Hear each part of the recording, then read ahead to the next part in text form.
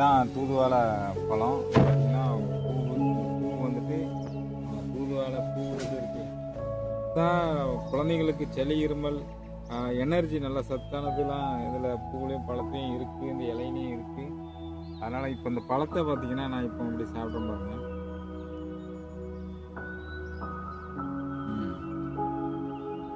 கசப்பு இருக்குது, கசப்பு இருக்குது, அதில் சத்து இருக்கிறதுனால மருத்துவ குணம் இருக்கிறதுனால நான் அப்படியே இந்த பழத்தை சாப்பிட்றேன். இந்த பூவை வந்து அப்படியே சாப்பிட முடியாது.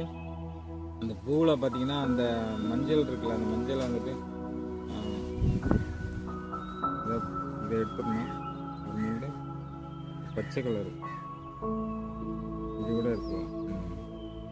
இந்த பூவை அழகாக நிழலில் காய வைக்கணும். நிழலில் காய வச்சு நம்ம இதை பொடி பண்ணி கூட பால் சுடு தண்ணீரில் கலந்து சாப்பிடலாம். அப்படி இல்லைன்னா நம்ம அந்த பூவை அப்படியே கழுவி அப்படியே வந்துட்டு பாலில் போட்டு கொதிக்க வச்சு கூட நம்ம சாப்பிட்லாம். அருமையான ஒரு மருத்துவம்.